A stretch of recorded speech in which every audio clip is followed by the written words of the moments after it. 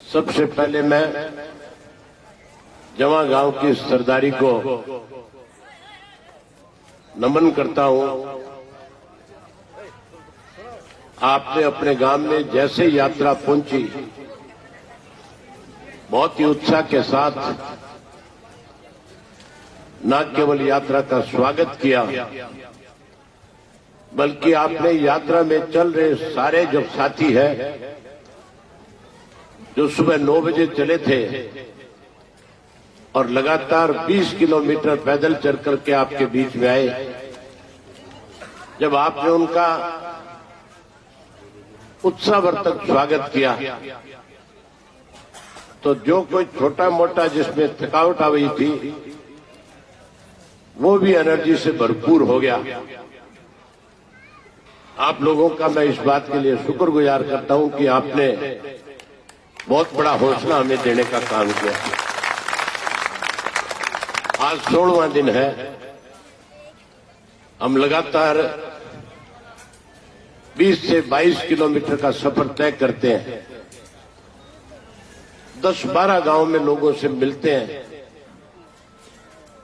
और जहां मिलते हैं वहां कोई भाषणबाजी नहीं, आम गांव की क्या तकलीफ है, इस पिछले 8 वर्ष में जब से भारतीय जनता पार्टी की सरकार बनी, हम किन हालात से गुजरे, कैसी कैसी तकलीफें आज हमें झेलनी पड़ी, उन सब बातों पे लोगों के साथ बैठ करके चर्चा करते हैं। आपसे भी मिलने ही आया हूं, कोई भाषण देने नहीं आया। आप लोगों ने सदैव चौधरी देवीलाल जी को ताकत देने का काम किया। जवां गांव सदा चौधरी देवीलाल जी का जो भी कोई उम्मीदवार आपके बीच में आया करता था, उसे बड़ी ताकत के साथ अपने गांव से जिता करके भेजते थे। आज भी जो आपके गांव का उत्साह है, आज जिस ढंग से आपने गांव के अंदर यात्रा का स्वागत किया,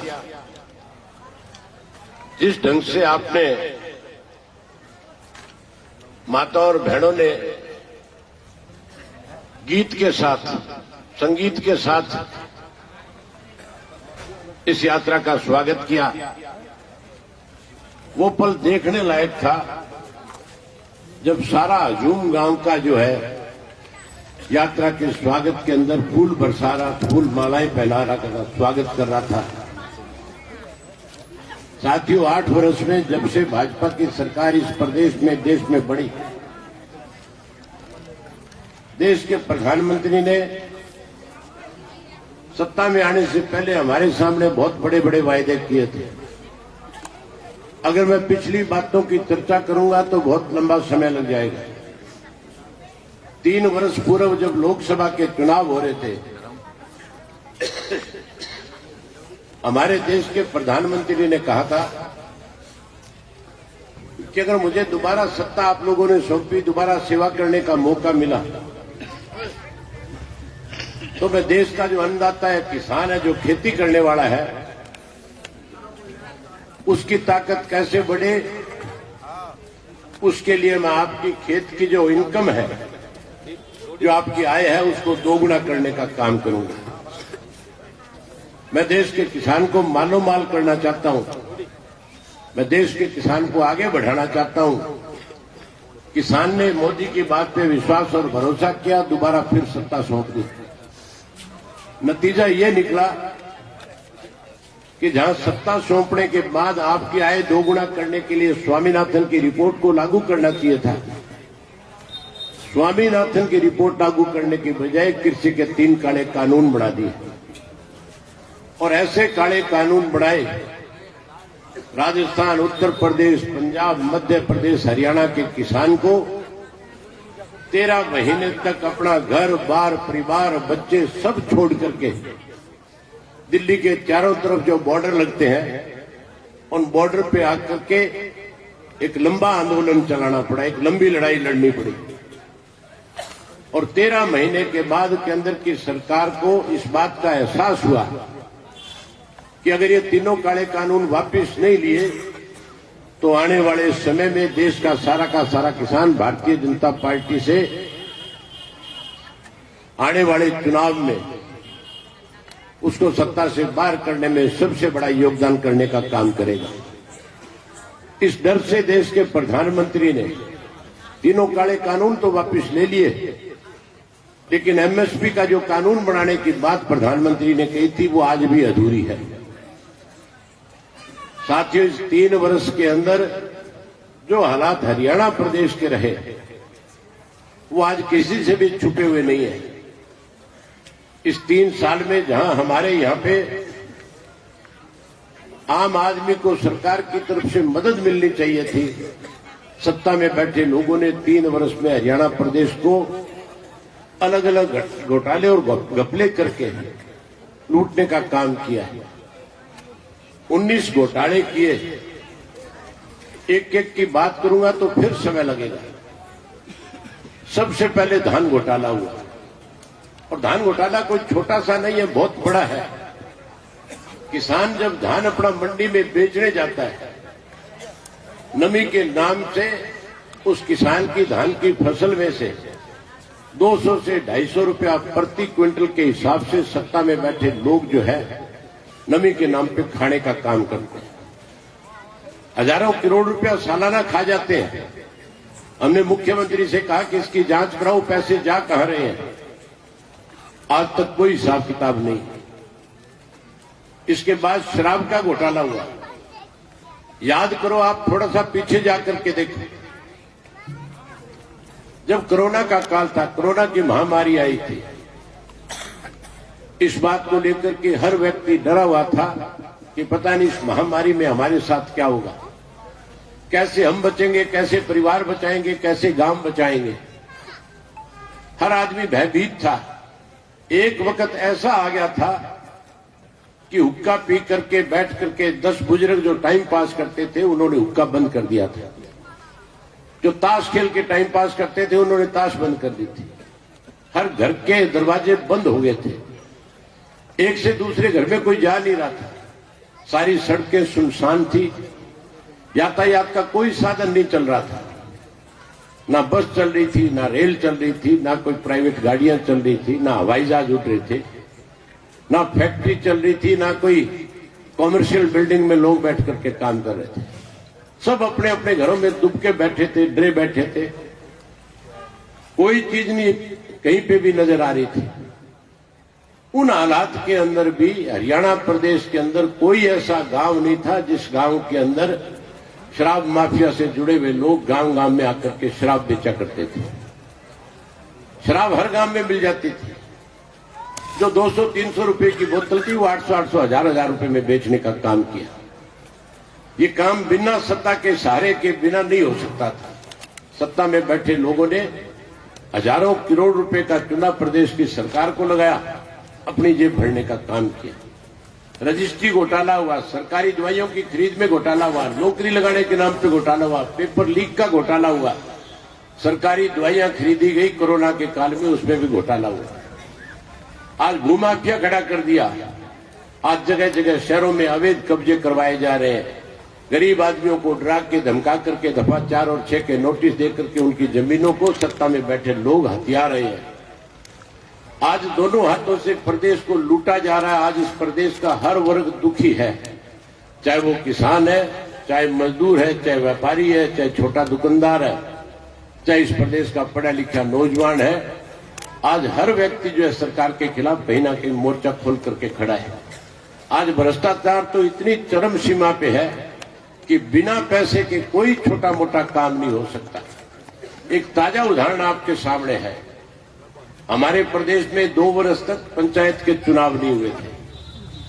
पंचायत के चुनाव जब नहीं करवाए गए तो जो पैसा पंचायत विभाग की तरफ से गांव की पंचायतों में खर्च करने के लिए गया, उस पैसे को गांव में खर्च करने की बजाय बीडीओ के दफ्तर में बैठे लोगों ने, एसडीओ ने, जेई ने, बीडीओ ने मिलकर के फर्जी दस्तावेज तैयार करके उस पैसे को मंत्री तक पहुंचा करके खाने का काम किया। हजारों करोड़ रुपया डकार गए। आज इसीलिए पंचायतों को ज्यादा अख्तियार देने की बजाय पंचायतों के ऊपर अंकुश लगाया जा रहा है। आज जो गांव के सरपंच है, हमारा मुख्यमंत्री कह तो ये रहा था कि मैंने 1300 करोड़ रुपया जो है पंचायतों के लिए रिलीज कर दिया। हर पंचायत के पास पैसा चला गया। आज मैं आपके पास 150 से ज्यादा गांव में होकर के आया हूं।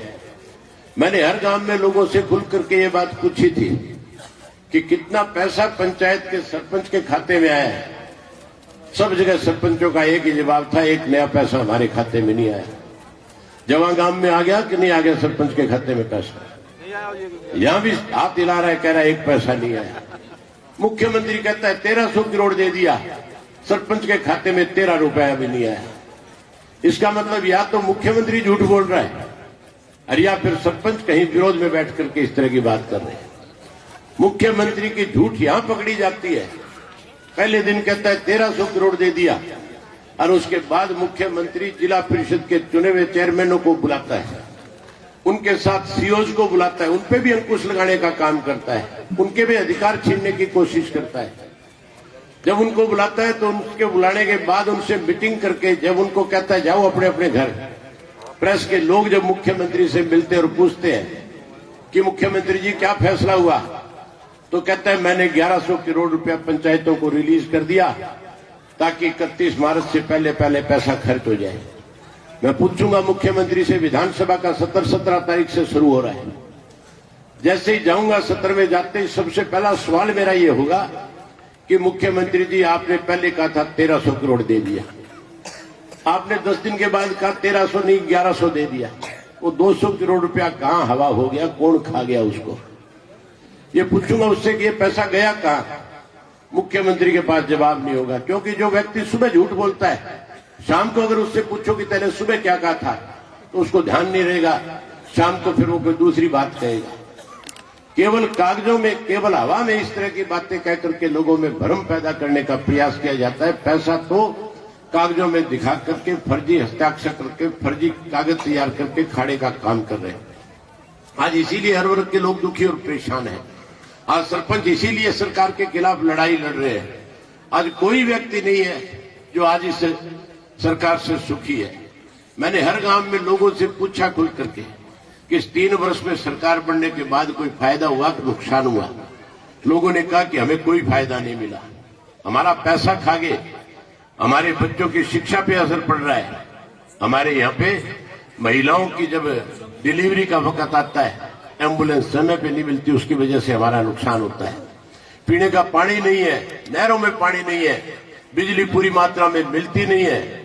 इसलिए हमें इस सरकार से फायदे के बजाय नुकसान ही नुकसान है। जमा बड़ा गांव है, आपके गांव को इस सरकार बनने के बाद फायदा हुआ कि नुकसान हुआ? बोलते नहीं आप। आपके यहां भी नुकसान हुआ है,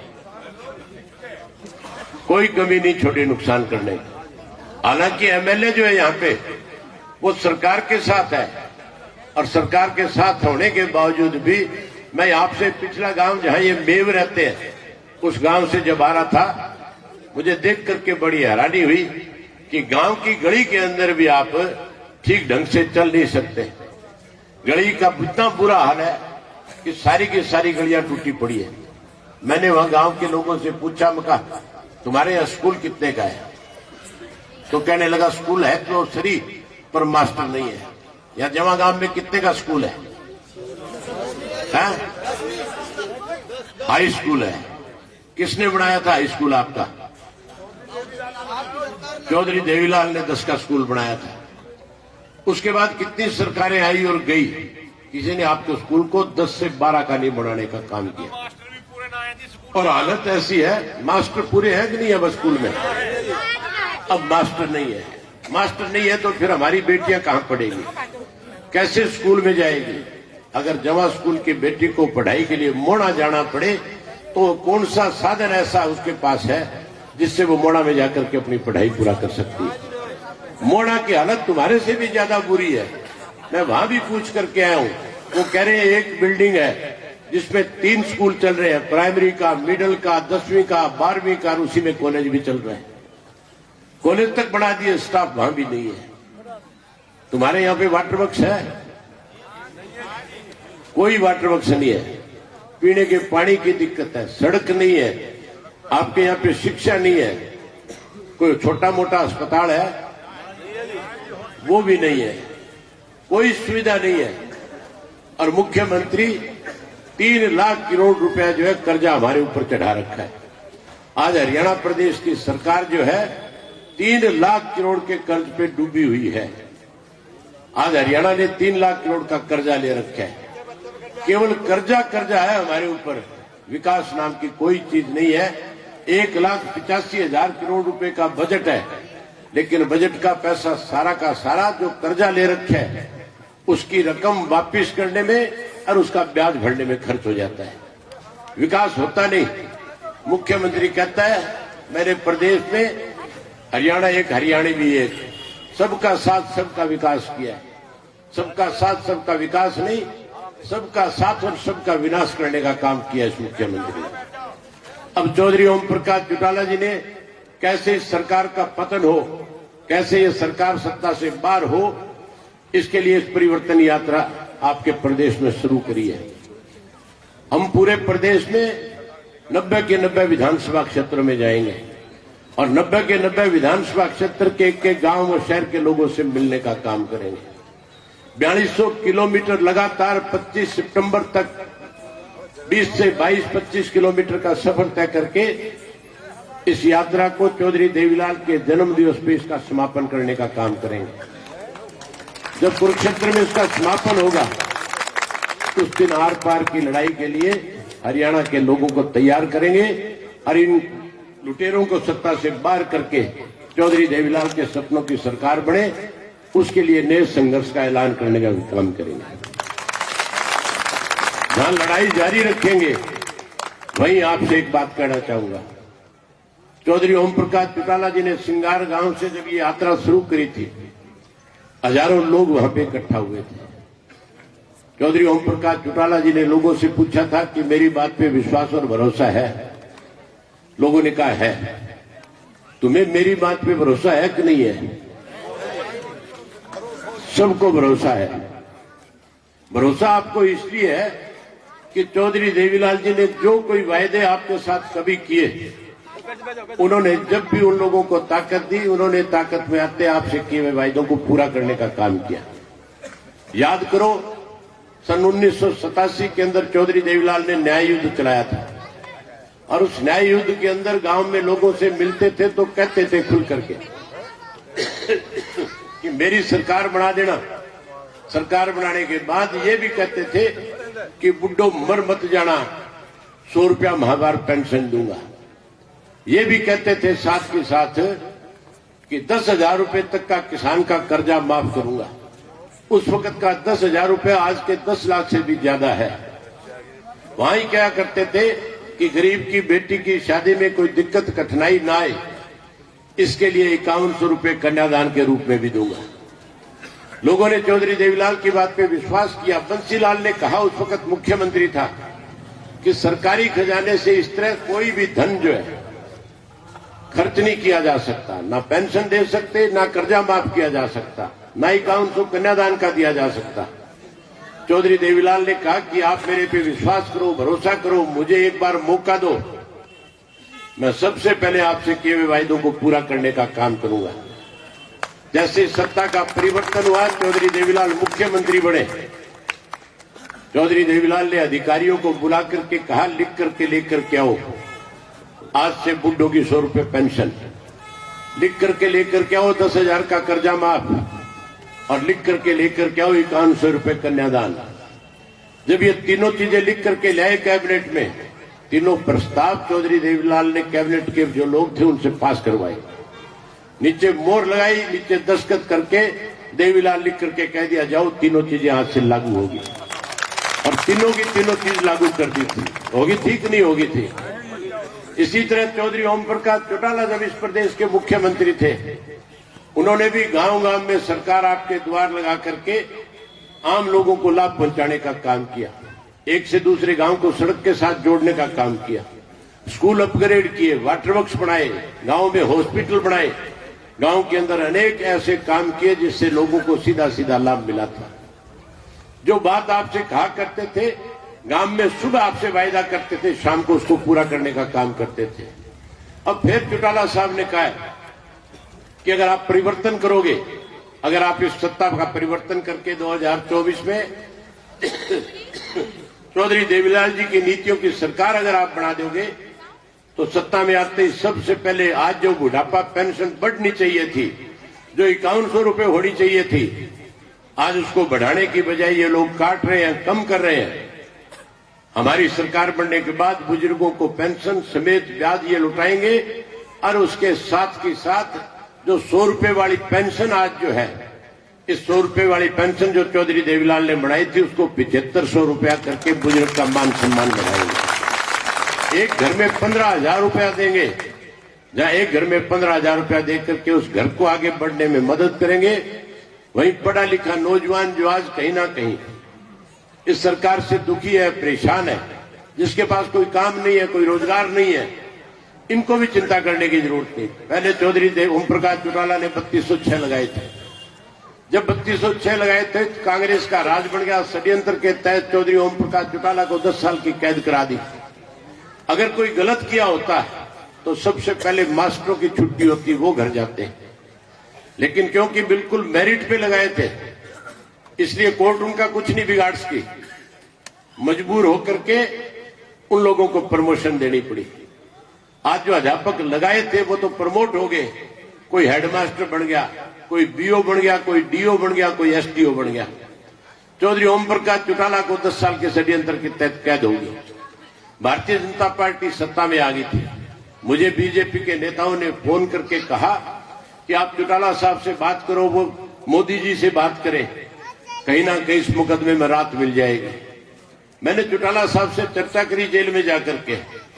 मैंने कहा मुझे कुछ नेताओं के फोन आए, वो ये कहते हैं, चौटाला साहब कहने लगे मैंने कोई गुनाह नहीं किया, मैंने किसी से पैसा नहीं लिया, मैंने किसी का नुकसान नहीं किया, मैंने गरीब घरों के 3206 बच्चों को रोजगार और नौकरी देने का काम किया।